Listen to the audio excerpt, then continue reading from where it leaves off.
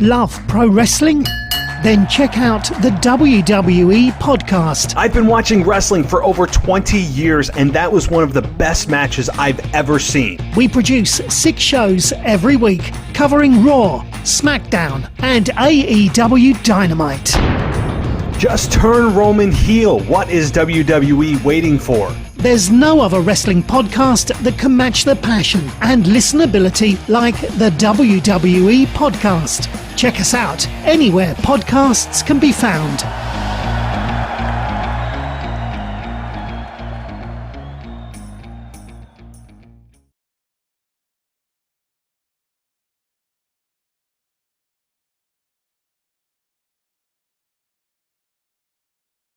Terrific Promotions offers the ability to create custom apparel at affordable prices. From t-shirts to hats, banners to promotional materials, let Terrific bring your ideas to life. You can even use their online design tool to create your own custom artwork and have it printed. Give them a call today at 843-921-0607 or visit www.terrificpromotions.com. That's the letter T, RIFFIC, promotions.com. Tell them you heard about them on Jeff Watson Unplugged. Hey everyone, this is Jeff Watson from Jeff Watson Unplugged. Today is a really special day for me. I actually have my first guest on the podcast, which is a pretty cool thing. And one of the cool things is that social media now is just, you can connect with people all over the world, and you can connect with people with similar interests. And that's how I met my guest today.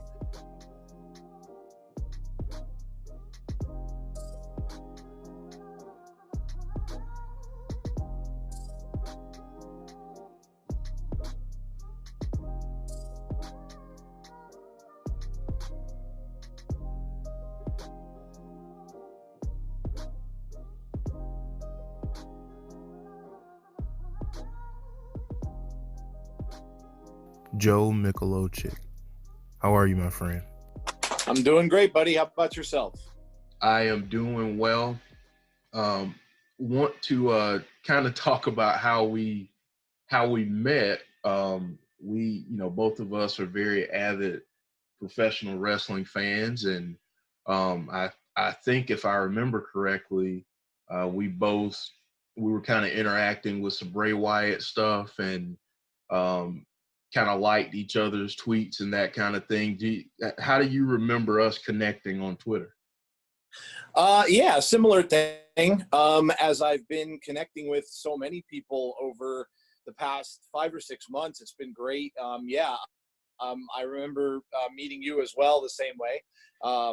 It all kind of started for me with Bray Wyatt about 6 months ago again, because I actually got away from wrestling for a little bit because it just had gotten stale for me. And then got back in because of Bray. But yeah, definitely the Bray thing, and then the Wrestling Days community as well, which has been fantastic. I mean, the people there are amazing, and he's got such a great thing going on there. Absolutely, and shout out to Days, because kind of like you, I had gotten out of wrestling completely. For the same reasons. I thought that the product had gotten a little stale. Some of the storylines really didn't make sense to me, and it was a lot of the same things happening over and over again. And that's no disrespect to the wrestlers or the talent, but creatively it seemed like there just weren't any new things. And then Bray Wyatt with his Fiend persona comes up, and man, what an awesome creative mind that he has. And I got back into it at the same time, and like you said, the Wrestling Days community, seeing a few of Days' videos kind of piqued my interest again, and I've been hooked ever since. So I'm like you in that regard. So while I have you, because we're going to talk a little bit about some of the projects that you have going on and everything, but I really just want to start with wrestling. And since it's the most recent thing that's happened, let's talk a little bit about the Royal Rumble last night. And I thought that overall it was a really strong show. Not a lot of moments where, we were left, well, thinking, man, this is bad or anything like that. I thought that overall the show was really strong. What was your impression of the whole show? Yeah, definitely. I would agree. Unfortunately, I didn't get to see the entire thing, so I kind of have to do some rewatching a little bit because I was working yesterday. But from when I got in about the Women's Royal Rumble, so yeah, I have no complaints. It had way more amazing moments than it had, a few here and there slow moments. But yeah, I would agree with you. I think overall it was one of their best shows in a while. And being that there's so much excitement around everyone for the Rumble, I'm glad that was the case. Absolutely. I thought, and again, I'll say that this is no disrespect to the talent, but I thought the Bayley and Lacey Evans match was probably the lowest point of the show. Not that it was a bad match or anything like that. I just thought that with everything else that was going on and every other moment that we had during the show, I thought that was kind of the point where, I didn't necessarily lose interest, but I wasn't as excited for that match as I was all the other action that was going on last night. Yeah, I would agree with you there. That match kind of seemed to be a little bit of a filler type of thing. I don't know if the whole, I just don't think that they sold the feud very well. It just didn't seem to have any spark to it, and I think it just kind of came off as being a filler to something else that they're planning on doing. And obviously, the big rumor is that Bayley and Sasha are going to go at it eventually, so maybe that's what it's leading to. I'm not sure. But yeah, no, I would agree with you. I think that, and the only other low point that I had was the when Santino came for the Women's Royal Rumble. I mean, yeah. I get the comic relief part of it, but I think it could have been used for another athlete. And I think it was kind of funny when you saw Beth Phoenix's reaction to him. I was wondering how much of that was an actual real reaction, that she was that upset that it was him that came down there. So. Right. And I think, with everything that the WWE has done, and give them tons of credit for what they've done to help build the women's evolution and, all the female talent that they have. And I felt like that was a missed moment for them. They could have had someone else, whether it be one of your established, quote unquote, main roster talent or someone else from NXT. I thought that was an opportunity to really showcase that. I get, like you said, I get the comic relief aspect of it, but I would have preferred seeing Santino in the men's Royal Rumble in one of those spots where maybe instead of Elias in that second spot, I think they could have done something really funny and cool with Santino going in there against Brock at number 2 and, kind of doing the same thing where he eliminates himself and not letting Brock get his hands on him. I think they could have done something like that and saved that spot in the Women's Rumble for another female talent. Yeah, I agree with you. You're 100% right with the men's side of it, because the number 2 slot really could have been used for any kind of comic relief thing going on there. And in fact, I kind of don't really think that Elias fit there. I know they kind of use him for comedy with the songs and stuff, but it would have been so much funnier had he come out there and done what he did, basically go into the ring, just kind of stand in front of Brock. Brock could have stood there laughing at him, and then he could have taken out the Cobra and just knocked himself out of the ring like he did. It would have been way funnier in the men's side. I agree. Yeah, and going back to the Bayley and Lacey Evans match and feud, I agree with you there.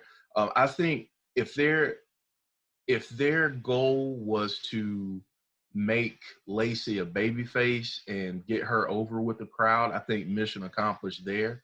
But in terms of just the overall feud, like you said, I don't think it really did anything but, fill that gap for whatever is the next plan for Bayley and possibly Sasha. So I agree with you there for sure.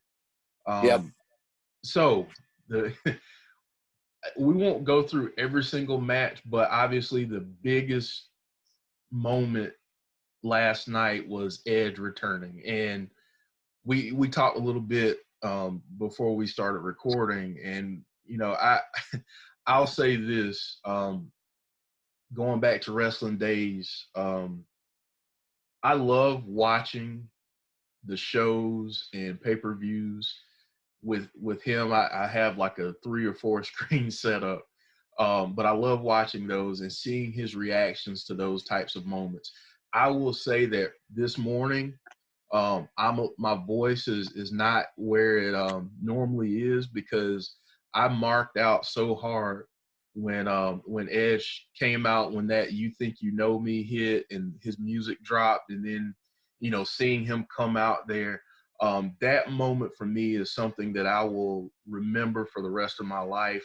I've always been a big Edge fan, so to see that moment was absolutely fantastic. And then to see him last as long as he did, I thought was a really cool thing for WWE, because he kind of gave a few guys the rub as he was in there. So what was your reaction to seeing Edge return? Yeah, well, the rumors were there. So, I mean, everybody was kind of hearing a little bit about it, and people were watching his, Instagram posts that he had put out and all that kind of stuff. And it's so hard to keep from having things spoiled in our day. And that's in anything. I mean, in movies, in TV, all that kind of stuff. But it's so hard to keep that hidden. And the fact that they kind of did, and there was still mystery around him coming back. I even though you may have kind of thought, I'm expecting it in a way, but then when it happened, it was unbelievable. And I've always been a fan. I always liked him.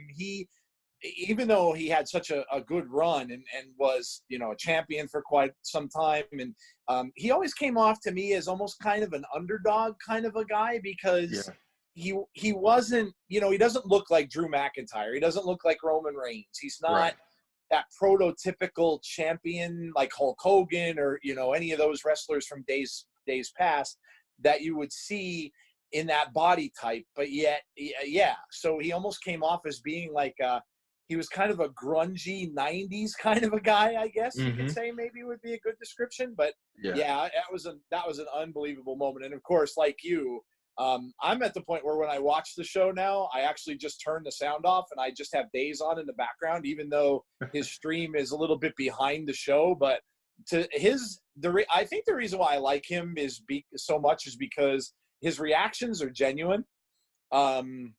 Like when you see him react to something, it's really like an actual reaction. And it's almost kind of like what we all kind of wish we could do all the time. Like, if I lived in a house with no kids and without my wife, I'd probably be reacting the same way too. So absolutely. But it was amazing. It was the best moment of the show without a doubt. And I was surprised he lasted as long as he did, like you said. I didn't expect that. I thought maybe, he'll come in, get a few people out with the spear, and then, kind of go right out. But the fact that he lasted till the end was was a cool thing to see. And it was a really good sign for him, because obviously, he's got the stamina. And so that bodes well for his future. Right. And I was listening to Dave's react at the end. I think someone in the chat made a comment about Edge's cardio and stamina, and I saw a picture last night, I believe, on Twitter with Edge in 2010 and Edge last night, and honestly, he's more ripped now than he was back then. And I think that the fact that he and full disclosure, I used to, and not at that level at all, but I used to be a professional wrestler on small indie circuits. And nice. Yeah, and a lot of people talk about getting blown up before you even hit the ring, and I think the crowd reaction, Edge's excitement, and everything. I think by the time he got to the ring and hit those first 3 or 4 spears, I think all of that excitement and adrenaline, he was maybe spent for a little bit, but then he got back into it and got in a rhythm.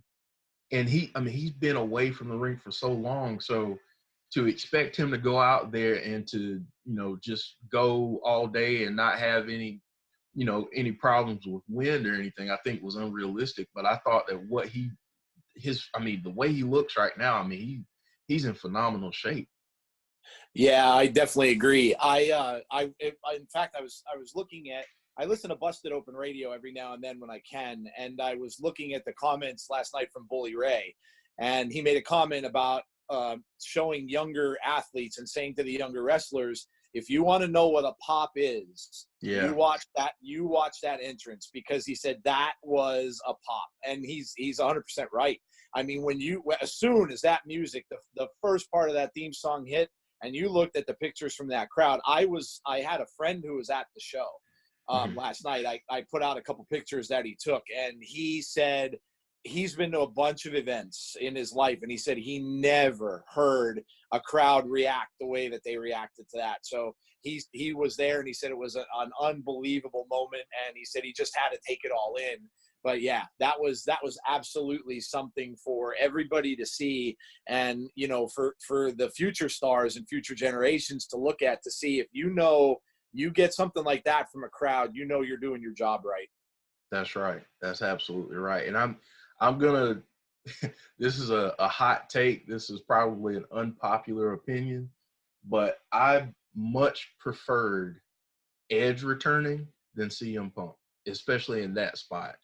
I think that if CM Punk is going to return, I think it'd be cool to have that return at a WrestleMania and have him kind of stare down with someone. But I think in that moment last night, the fact of everything that Edge has been through, us thinking that his career was over, and then for him to come back and do what he did last night, I much preferred Edge in that spot, as opposed to a lot of people saying, hey, we want CM Punk. I don't know your response to that, but that's just my personal opinion. Yeah, no, I would definitely agree with you there. It's an American success story, man. It's a success story. It when you hear something like that, where the guy has been on the shelf because and the way he retired, even though it was 9 years ago, people Right. still remember that. So the way he had to come out and do that was heartbreaking. I mean, he was in the prime of his career, and to see somebody struck down like that, it was hard for anyone to see, and was so sudden when he did it, that to see him be able to make a comeback like this. Yeah, I agree. It was his moment, and I was glad in a way, because there was still the suspense about what pick or what number 30 was going to be. So did you have CM Punk still in the wings? But I'm glad they didn't do that, because yeah, that would have taken away everything that he got from the moment that he had. Absolutely. So we're want to talk about another wrestling promotion. And right now, top to bottom, the NWA is my favorite wrestling promotion. The nostalgia that it creates, the production, the wrestlers, the in-ring stuff is really good. But I think the fact that the wrestlers actually interact with the fans is something else that's pretty cool and unique, that I see from the NWA. And like I said, that's really my favorite promotion right now. What are your thoughts on the NWA? Yeah, I had heard about it, and obviously when everything came to pass with Billy Corgan, I knew what was going on, but I'd never watched it. So again, I have to send a shout out to Days for this too, because he had kept talking about it, and I was I really, I was like, yeah, okay, must be a cool little thing, but I really never tuned in. And then finally, I tuned into an episode, and yeah, I was pretty blown away. I mean, like you, I grew up watching Saturday morning wrestling, so I mean that shows my age. But I grew up with that, and it reminds me exactly of those Saturday morning shows I watched when I was like 8, 9, 10-year-old kid, and the format, the way it's presented, the way it looks, the feel, the small audience in the crowd, everything about it really brings me back to watching wrestling when I was a young kid. And again, nostalgia is huge, and it's everywhere. And to bring that kind of a feel back to wrestling is tremendous. And I totally agree with what you said about the athletes. They are very involved. And I'm not sure if this is something that came down from above and told them to kind of, hey, go out there, spread the word, interact with your fans on social media. But if not, then they're doing it on their own. And it's pretty fantastic. I mean, on Twitter today and places like that, when you get a like or a follow from who you consider to be a celebrity, it's a pretty cool feeling, and that they're actually noticing you and they're reading your posts. And then on top of it, when you get followed by somebody, I mean, I got followed by Thunder Rosa, I think it was about a week or so ago, and I was like, wow, that was really cool. I mean, they don't have to do that. They Right. have tons and tons of fans all over the world. So, for them to sit there and go through and do that and read posts and stuff is really awesome. And even Nick Aldis, he's liked a few of my posts. And I mean, there's the guy who's the champion of your promotion. And he's going on Twitter and reading fans' comments and commenting back. So yeah, it's a very, how can I describe it? It's very one-on-one-ish to me, like very personal between you and the athletes in that promotion. And man, I really hope that it succeeds. I hope it goes where it's going to go. I'm kind of guessing it's going to head to TV eventually, and I wish them all the success in the world, because yeah, like you, I think it's tremendous, and it's a throwback, and it's just a really fun watch. Absolutely. And I think that, obviously right now this is a great time to be a wrestling fan. Yep. Because there's so many different promotions out there, and so many different styles, and the accessibility to watch those shows is at an all-time high because of the internet and social media. And I really do hope that they knock it out of the park. They have so far. It's rare that you can say this, but I've not seen a bad show from the NWA at all. I mean, since they've been on YouTube and since they started NWA Power and their pay-per-views to this point, I've not seen a bad show from them at all. And that's hard to do in this day and age, especially when you have so many people that are critics and experts, so to speak. But I've not seen a bad show from them at all. Yeah, it is hard to do, and it's hard to do when you only have an hour to do it, because considering that they're gonna put in like one of those commercials that they do, they're gonna put in some spots for upcoming stuff, and then you're only really gonna have time to do maybe 3 matches, maybe 4, because they're timed at the 6-minute mark. So, and they have a lot of athletes. So in shows like that, you don't get to see the athletes necessarily that you're going to want to see every week, like you do on a 3-hour Raw. So yeah, that's tough to do. And I can remember, but the one thing I'll say is that doing it that way, it creates anticipation, because when I was a kid and I was waiting to see some of my favorites wrestle, and you tune in because back then there were no spoilers. You got no description of what you were going to see. So you never knew. So I would tune in specifically because I wanted to see, some of my favorite wrestlers, Rocky Johnson, the Strongbow brothers, guys like that. I wanted to see them wrestle. They weren't always on, so you'd watch anyway, not knowing what was coming. So it captures that as well, because you just don't know what you're going to get. Are you going to get question mark this week? Are you going to see Thunder Rosa this week? Are you going to see Nick Aldis this week? And it does create that, and it does a very good job doing that. So if they do get a TV deal, which I'm sure they probably will, because there's really a lot of like going around for that promotion.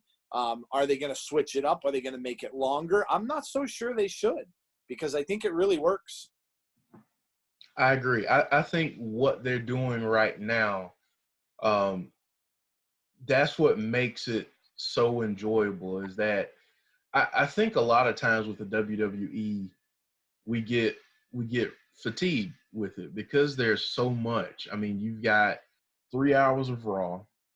Then you have 2 hours of SmackDown. I don't put NXT in that because that's a different thing. And, I love NXT and their production and how they present their product, which is just kind of fascinating to me that they're tied to WWE, but it's just such a completely different product, and it's awesome. And they really don't have a lot of the low points. But I think that the reason why the WWE has so many low points and so many critics out there is that there's so much that they're putting out there and so much for the wrestling fans to consume that I think we get burned out after a while, because a lot of times they're not doing what the NWA is doing in terms of putting different people out there every week. They've got a roster that is just unreal and so much talent, yet we see so many of the same people every week. So I feel like if they did something more along those lines, that would be that would make their product a little different and not so much of a target in terms of criticism. But I agree. I think if the NWA does get a deal to go on TV, which I fully anticipate that they will, I think they should keep it the same. Don't go to 2 hours. Stay at an hour, and keep the product as close to what they have it as it is right now. Yeah, I agree. And I think WWE, I think, should really – I'm not a fan of the 3-hour Raw at all. I really wasn't from the beginning. It's too much of a good thing is too much. And, again, you're not creating as much of that anticipation. You're not creating that, I think the idea with that was, well, let's give the fans everything they want. Let's give them a 3-hour show. Let's make it longer. It's also for ratings and money. We want to make these things longer. The TV deal, make it longer. But sometimes that's just not a good thing. You get, like you said, you get too repetitive. You see matches that really make no sense. Things that are just kind of thrown together that end up just coming off as being just flat. They have nothing to do with really any storyline of any kind.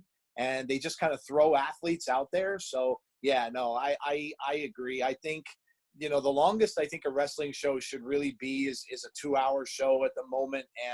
And yeah, I think NWA is knocking it out of the park. And like you said, every show has been tremendous that I've seen, and the pay-per-views were tremendous. Just, keep doing what you're doing. And I'm sure it's going to really gain strength and popularity. I mean, I talk to fans at work of wrestling, and they are all talking about NWA when they weren't, 2-3 months ago, and saying how that's built up to be their must-watch show of the week. Right. Absolutely. And honestly, like the saying goes, sometimes less is more. And I think WWE could benefit from that. Yeah, totally agree. Yep. All right. So we've talked about our wrestling and how we connected, but I really want to talk to you about some of the things that you have going on right now. You just launched a couple new podcasts. Can you talk to me a little bit about those? Yeah, absolutely. So the first one we always wanted to. I'll go into some background on it. We about 8 years ago, myself and some friends started a Facebook group. That the name of it is the Consortium for the Greater Geek. So it's been there for that long, and we literally started it with maybe 5 friends. And we'd never really made the group public. We just kind of kept it amongst ourselves, and through word of mouth, really, we got up to over 900 members, which wow. I thought was, oh, wow, yeah. I was like, okay, that's pretty awesome, considering it was never a public group. And even like, I think it was earlier last year, there's a thing going around on Facebook. Unfortunately, you get a lot of this stuff where hackers are going on to things and hitting things up with spam and whatnot. So Facebook put a little warning out saying, hey, if your group is public, you may want to make it private right now, because there's a lot of stuff going on where these guys are getting, and they're hacking accounts and so on and so forth. So we actually did that. Then we made it a completely private group where literally you couldn't see the group at all. So I recently just changed that. About maybe 3 weeks ago, I actually, for the first time since the group's been out there, I made it public.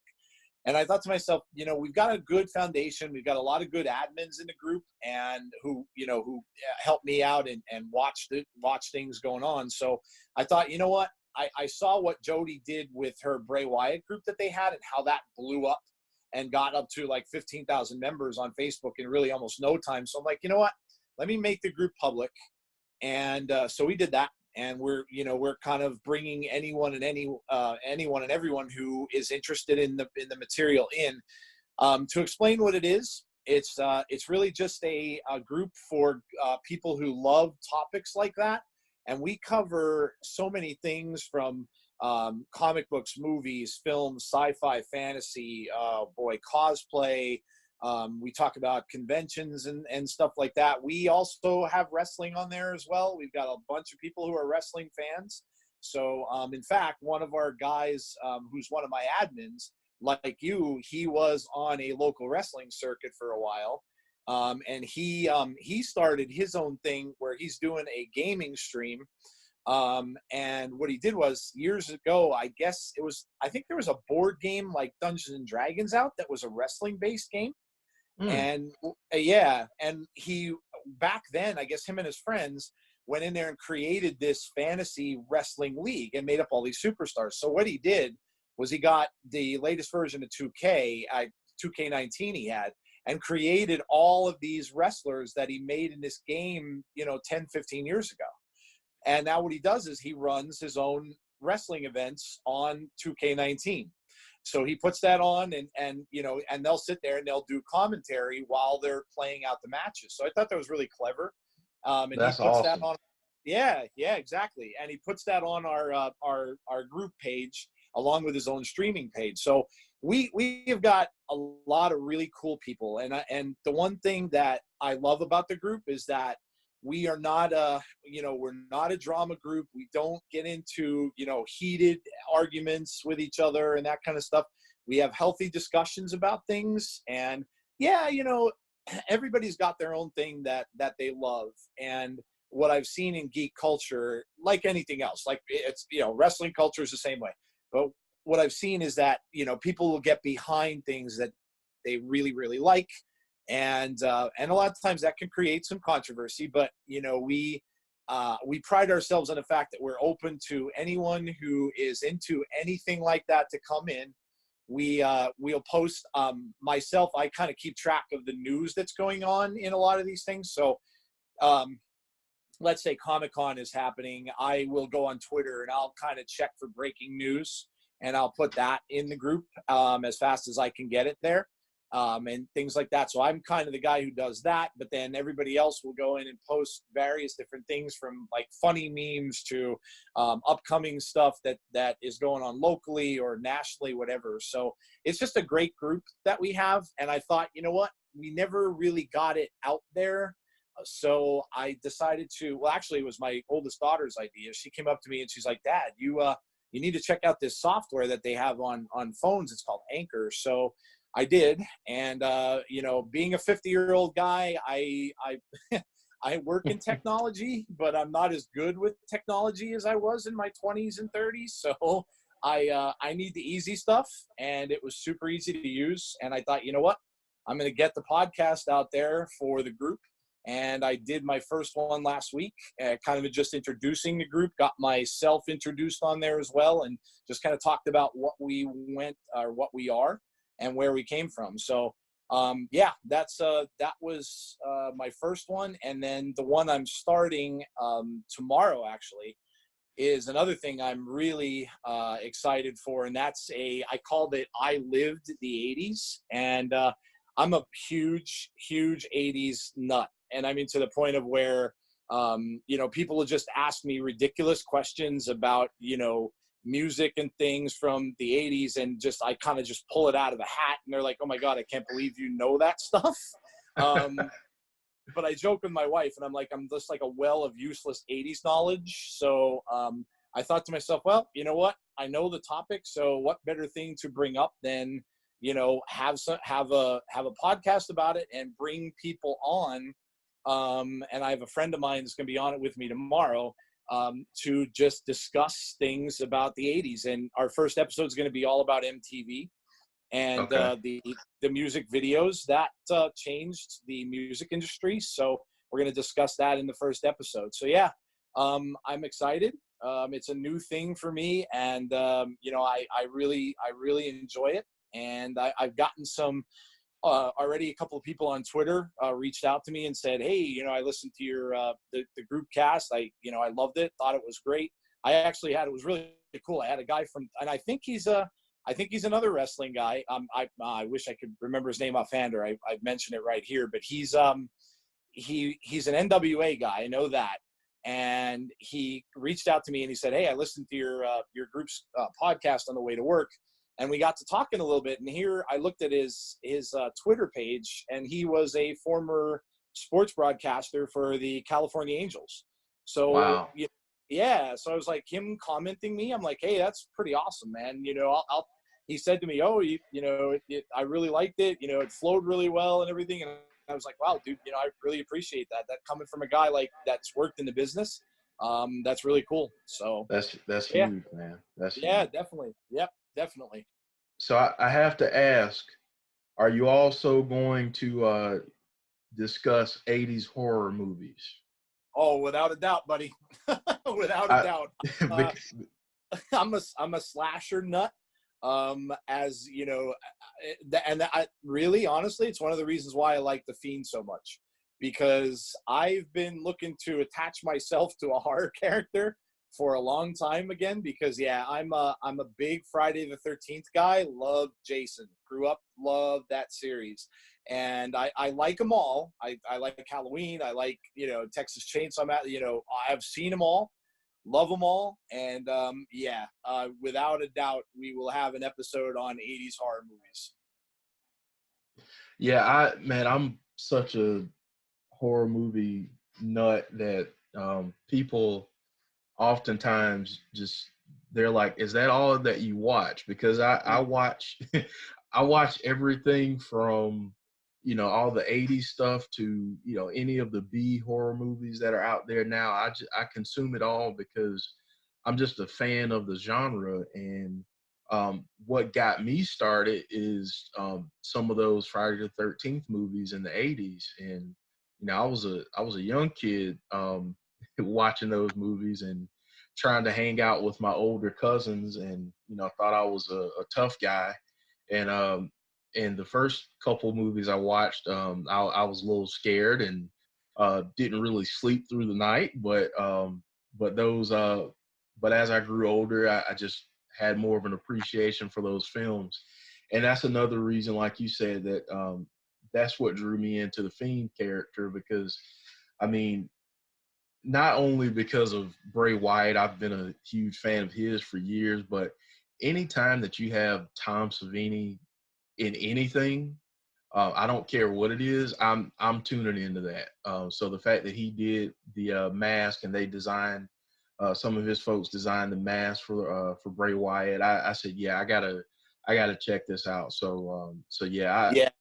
I will definitely be tuning in, because I mean, like I said, I'm just a huge 80s horror movie fan. And Yep. yeah, I absolutely love it. So that's Yeah, I agree with you, man. I'll give you two quick stories concerning Tom Savini. So I'm a big fan as well. He's a genius. A few years back, I got to go to a probably, oh man, this is probably going on 15 years now, but I got to go to a convention. I live in Northeast Pennsylvania, and the convention is called Chiller. They have it in New Jersey. And I got to go. And what it was it was a horror theme. It's more of a pop culture thing now, but back then it was just all horror themed stuff. So I got to go with a friend of mine, and we went and hung out for a day, kind of stayed overnight, and then went back the next day. So we decided we were going to go every convention. They have obviously people dressing up and stuff like that. So I thought, well, I'm definitely going as Jason. I've dressed up as Jason a bunch of times. So I'm like, yeah, I'm definitely going, and I'm going to dress up as Jason, walk through. So we walked through like you'd normally do. And then toward the end of the night, they had this big costume party ball, kind of thing. So I went and got dressed. put the mask on, came back, and I can remember at the convention. So Tom was there. I didn't get to see him or meet him, unfortunately, because there was just a huge line, but his school is very close to the hotel that's there. So he's got a makeup and effects school, and a lot of his students were at the convention. So they were going around and they had t-shirts on, and they all were in the same thing. They're wearing badges and stuff like that, kind of acting as liaisons for the actual convention. So I was walking around with my Jason costume on, and honestly, it was like my 10 minutes of fame in my life, because as I'm walking around, people are coming up to me left and right. And I thought, oh my God, there's going to be, there's going to be a ton of people dressed up as Jason at this thing. Well, I literally think I did not see one the entire night. And people kept coming up to me. Can I get a picture? Can I get a picture? And then I had a group of them come up, and it was Tom's students. And they all come up to me and they're like, hey, can we get a picture? I'm like, really? Wow, that's really awesome that you guys would think that much of me to want to take a picture with me when you are working for the guy who created the look of this guy for the most part. So I was like, wow, that's really awesome. But yeah, so that was my probably 10 minutes of fame in my life. I was like beaming after that. And later on during the night, I actually met Cassandra Peterson. Elvira was in the area where they had the music. So I'm out there and I'm just kind of hanging around. That was more outside in kind of a tent type thing. So I was so hot from wearing the mask that I had on.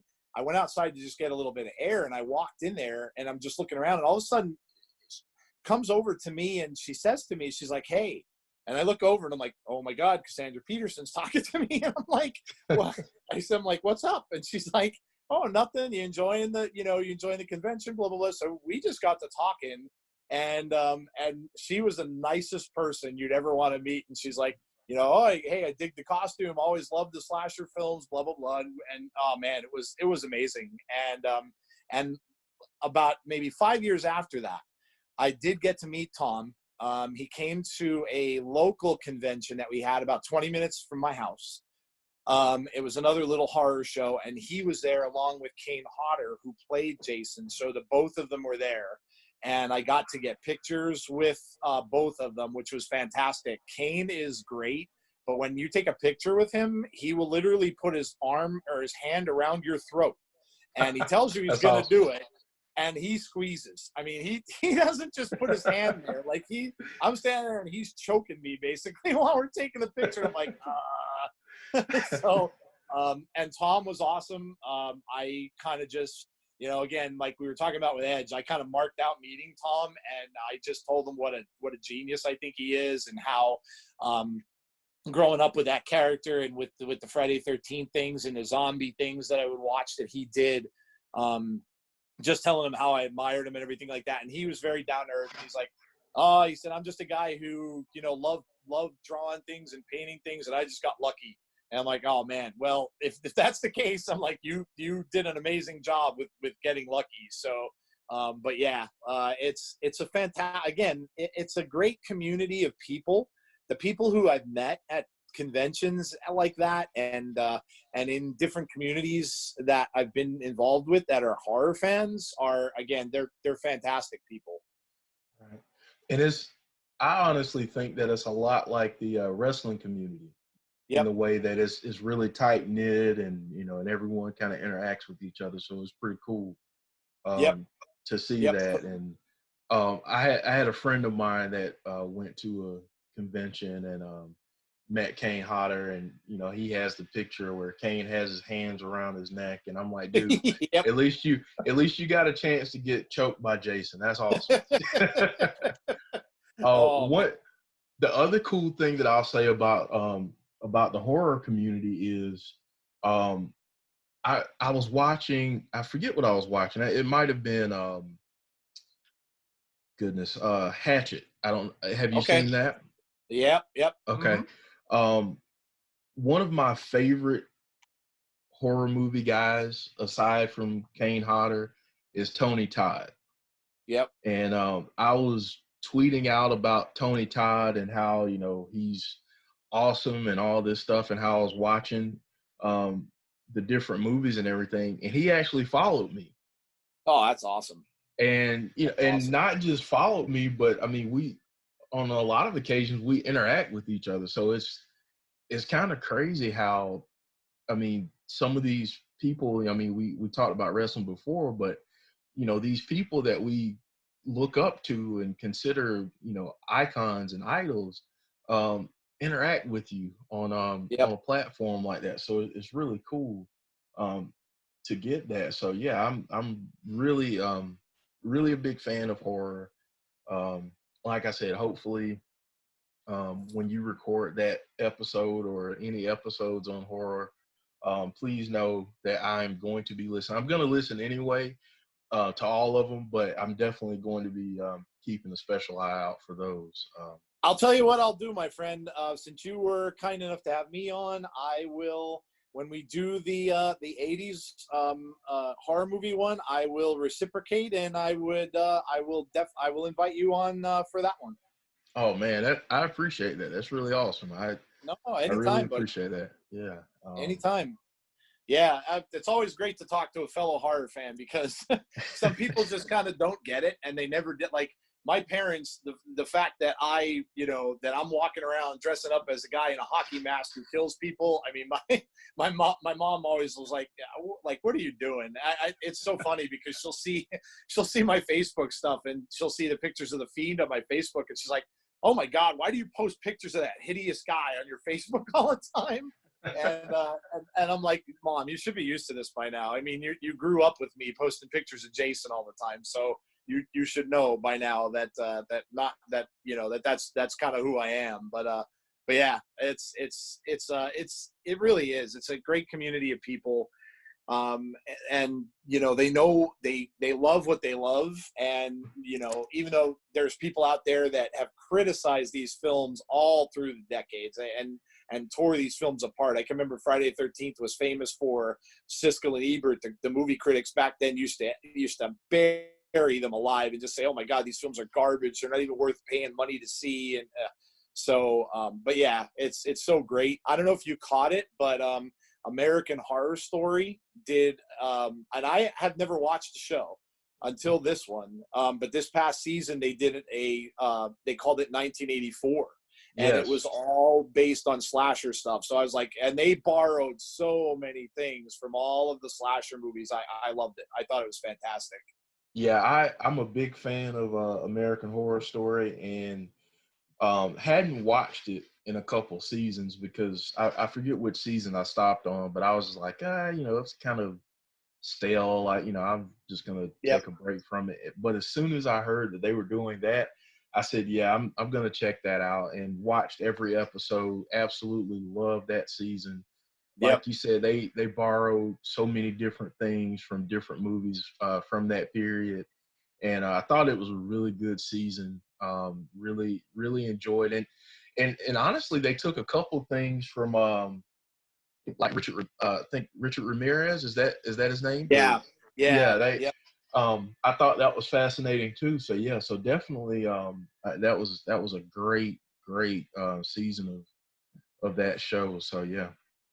I'm glad that Halloween came back the way it did, and I'm glad that Blumhouse got it, and did, because I really thought I liked it. I mean, I wasn't sure how it was going to turn out because they kind of ignored all the sequels and just kind of started as if the first one was the only one that existed, and I didn't know how that was going to end up. But I'll tell you what, I really liked it. I thought they did a fantastic job with it, and I'm really hoping, being the Friday the 13th fan that I am, I'm hoping that gets out of lawsuit hell that it's in.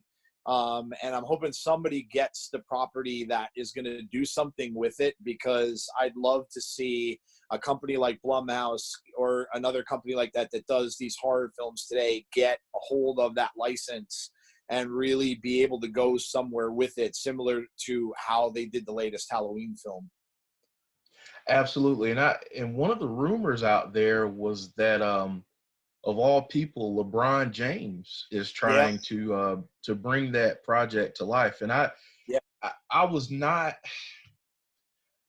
a big fan of the latest reboot of the Friday the 13th series. The 2009 reboot. Yeah. I wasn't a big fan of that one. I hope that they, and that was a lot like the Nightmare on Elm Street reboot. It was okay, but it's like I hope that someone gets those films and really do those films justice in a remake. I agree. And I mean, Hollywood is remaking a lot of stuff right now, so They certainly are. We talk about that in my other group all the time. It's a lot of rehashing and remaking, and there's not a lot of originality, unfortunately, out there. You don't see many things that are new. But if you're, so I get it. It's a moneymaker. It's a nostalgia thing, and it's fine. If you're going to do that, it's all cool, but just make sure that you do it justice, like you said. Make sure that you stay true to the source material, and you make something really great. I personally would like to see, you're going to come out with a Friday the 13th movie, do it a little bit differently. Put it in a different setting. Let them be in the camp. Make it in a winter setting. Have snow there. Do something a little different with it. And man, you'll see the results from that, because there's still a huge, group of fans out there that really go for this stuff. So you tweak it a little bit, make it a little bit different, and you will definitely make money on these things because they're so cheap to film. Right. And you can really make out on it. So yeah, I'm really hoping that people kind of take the lead from what they did with Halloween and really kind of make these things out of respect to what came before.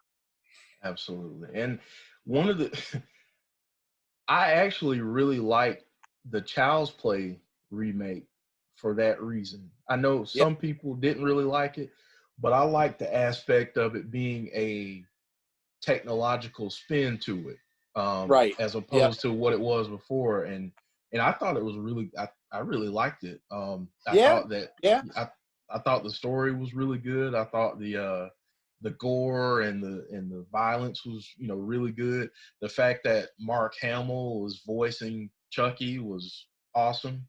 So yeah, I really like that remake. Yeah, no, I agree.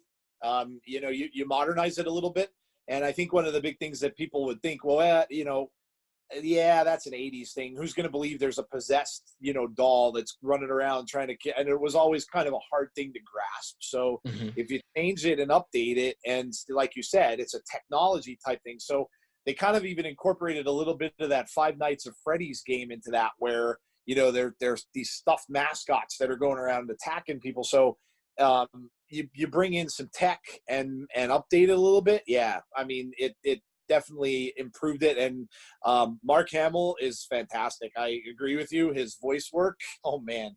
The fact that he played the Joker for so long and stuff like that. He's an amazing dude. I had a mark out moment on Twitter too, and he actually liked the post for me on Twitter, because that man has so many millions of followers. And I think I put up a post when Rise of Skywalker came out, basically just kind of like thanking him, because talking about the time when I was 8 years old going to see Star Wars for the first time, and I just kind of thanked him for all these years and of being involved with it and everything he did, and how I kind of looked up to him as a kid. And he actually liked the post, and I was like, oh my God, Mark Hamill liked my post. So that I would definitely agree. He's a great voice actor. He has so much range and can do so many things. Absolutely. Well, Joe, I want to thank you for joining me today, and if you could tell people how they can follow you and interact with you. Yeah, absolutely. So the group, obviously, like I said, is it's called the Consortium for the Greater Geek. That is on Facebook. It's a public group now, so you can definitely find us by just looking that up there. I am on Facebook as well. I have my Twitter account it's at Mr. Mayor, capital MR, capital MAYOR 2569. That's my regular Twitter account. And you can find me there. I'm also going to, when I do the 80s podcast, I did start a Twitter account for the I Live the 80s as well. And I linked to my YouTube channel from that. I'll be linking the, when we do the MTV thing, I'm going to link a list of the first 50 videos that MTV actually played. And I will have that available as well. So yeah, definitely check me out in any of those places. And if anyone listening is a fan of the geek genre, the geek stuff, or the 80s, yeah, I really appreciate if you checked it out. And give me the names of your podcast one more time. Yeah, sure. The first one is called the Consortium. So it's CONSORTIUM for the Greater Geek. And the other one is called I Lived the 80s. Okay. Awesome. And people can find you on Anchor, and are you on any other platforms right now? I know that you posted, I think, Apple Podcasts. Yeah, so they released the software. Actually, they work with you, and they released them on a lot of different things. So it's on Spotify, it's on Google Podcast, it's on Apple Podcast, it's on you can just get it right off the Anchor software as well. It's also on an app called Pocket Casts. So I think it's on at least 5 or 6 different mediums. So definitely a lot out there for anybody who has any platform. Can definitely hear us. Spotify, I know, is free to get, so one of the easier ones that you don't actually have to pay to use. So yeah, we're definitely out there on a lot of different mediums. So yep. Awesome. Well, Joe, again, thank you for joining me today, and I appreciate the conversation. Hopefully we can do it again soon. Absolutely, buddy. I appreciate it. Thank you very much for having me. Thanks, everyone, for joining me today on Jeff Watson Unplugged. I hope that this episode and future episodes create conversations and dialogue about many of the issues that plague our society today. We are brought to you by Lions Roar Media Company. We would like to thank our sponsors for being a part of this journey. For more information, to send in comments or questions, please email us at lionsroarmediaco@gmail.com. That's lionsroarmediaco@gmail.com. We will post new episodes each Wednesday, so stay tuned. If you enjoyed our podcast today, please subscribe on Anchor, Spotify, Breaker, Google Podcasts, Overcast, Pocket Cast, or Radio Public. Follow us on Twitter at Lions Roar Media 1. That's Lions Roar Media and the number 1. Or you can follow me at Jeff Watson and the numbers 25. That's Jeff Watson 25. Again, thank you all for joining us. And until next time, God bless and keep moving forward one step at a time. Peace.